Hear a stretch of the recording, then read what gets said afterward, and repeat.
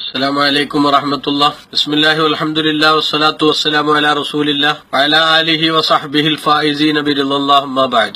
Plaster ഇട്ട ആള് ഇപ്പൊ അയാള് മെഡിസിൻ ഉപയോഗിക്കാൻ മറ്റു ബുദ്ധിമുട്ടൊന്നുമില്ല. അയാള് നോമ്പിന്റെ അവസ്ഥ എന്താണെന്നാണ്.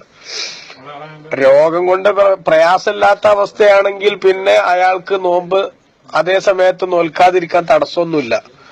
അതുകൊണ്ട് ഇപ്പൊ തന്നെ അയാൾ നോമ്പ് നോൽക്കണം. അഥവാ രോഗി ആണെങ്കിൽ അയാൾക്ക് തൽക്കാലം രോഗം മാറുന്നത് വരെ എന്ത് ചെയ്യാം, നോമ്പ് താമസിപ്പിക്കാം. ഫമൻകാനമിങ്കും മരീളന്നോ അലാ സഫരിൻ ഫഇദ്ദത്തും മിൻ അയ്യാമിൻ ഉഖർ എന്ന് ഖുർആൻ പറഞ്ഞിട്ടുണ്ട്. അതിന്റെ അടിസ്ഥാനത്തിൽ നോമ്പ് രോഗികൾക്ക് നോമ്പ് പിന്തിക്കാം വേണമെങ്കിൽ എന്ന് ബഹുമാനപ്പെട്ട ഫുഖഹാവും രേഖപ്പെടുത്തി. അതേസമയത്ത് നിങ്ങൾ പറഞ്ഞ ഈ കേസിൽ ഇപ്പൊ അദ്ദേഹത്തിന് പിന്നെ മരുന്നോ അല്ലെങ്കിൽ മറ്റു പ്രയാസങ്ങളൊന്നും ഇല്ലാത്ത സ്ഥിതിക്ക് നോമ്പ് ഇപ്പൊ തന്നെ നോൽക്കേണ്ടി വരും.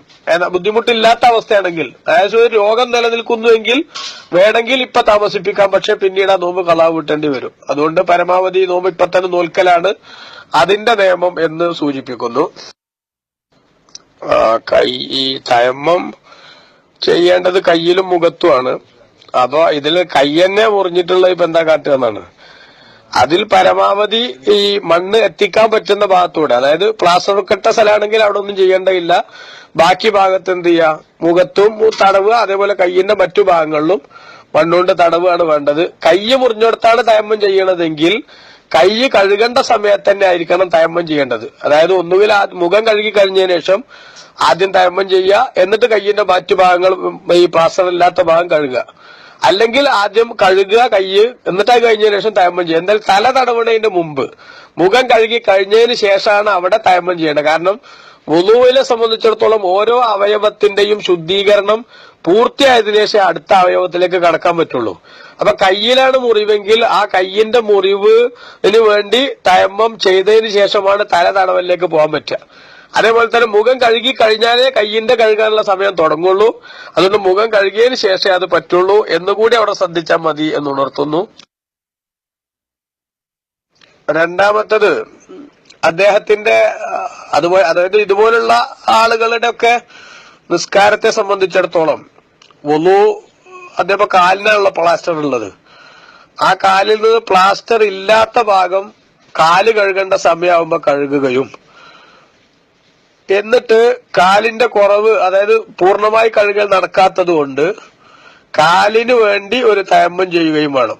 തയമ്മം ചെയ്യേണ്ടത് മുഖത്തും കയ്യിലുമാണ്. അത് ഈ കാലിന്റെ ഭാഗം കഴുകാൻ സാധിക്കാത്ത കുറവ് പരിഹരിക്കാൻ വേണ്ടിയാണ്.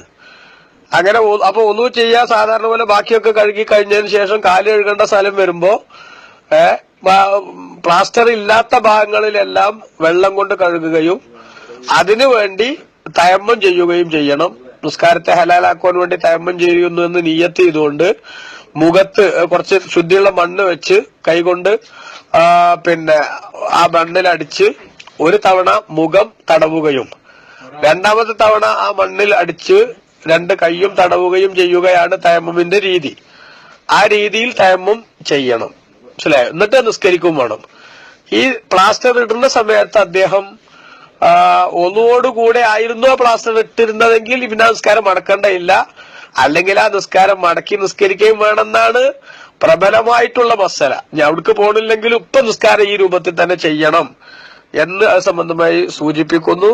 സ്വന്തം ശരീരത്തിന്റെ ബുദ്ധിമുട്ട് എന്തെങ്കിലും ഭയപ്പെട്ടതിന്റെ പേരിൽ നോമ്പ് മുറിച്ചെടുത്തൊന്നും പ്രായശ്ചിത്തം വരില്ല.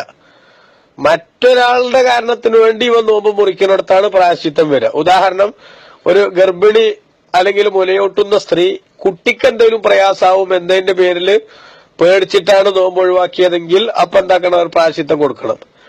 അതേപോലെ നമ്മൾ വേറൊരാളെ രക്ഷിക്കാൻ വേണ്ടി, ഉദാഹരണം ഒരാൾ വെള്ളത്തിൽ മുങ്ങി മരിക്കണത് കാണുകയാണ്, നമ്മളുടെ ചാടി ഓനെ രക്ഷപ്പെടുത്താൻ നോക്കി. അപ്പൊ ആ രക്ഷപ്പെടുത്തുമ്പോ ചിലപ്പോൾ മൂക്കിലൂടെ വെള്ളം കയറിയിട്ടുണ്ടാവും, ചെവിയിലൂടെ വെള്ളം കയറിയിട്ടുണ്ടാവും, നോമ്പ് മുറിഞ്ഞിട്ടുണ്ടാവും. എന്നാൽ അവനെ രക്ഷപ്പെടുത്തലും ഈ നോമ്പവിടെ മുറിഞ്ഞു പോയിക്കോട്ടെ, എന്നാലും ആ ജീവനെ രക്ഷപ്പെടുത്തൽ നിർബന്ധമാണ്. പക്ഷെ അങ്ങനെ നമ്മൾ മറ്റൊരാളുടെ കാരണത്തിന് വേണ്ടി നോമ്പ് ഒഴിവാക്കണ ഘട്ടം വരുമ്പോ ആ നോമ്പ് കളാവ് വീട്ടുന്നതിനോടൊപ്പം പ്രായശ്ചിത്തവും വേണം. ആ സമയത്ത് സ്വന്തം ശരീരത്തിന് വേണ്ടി എന്തെങ്കിലും ഭയപ്പെടുന്നിടത്ത് പ്രായശ്ചിത്തം ആവശ്യമില്ല, നോമ്പ് കളാവ് വീട്ടിയാൽ മാത്രം മതി. ഓക്കെ, അസ്സലാമു അലൈക്കും.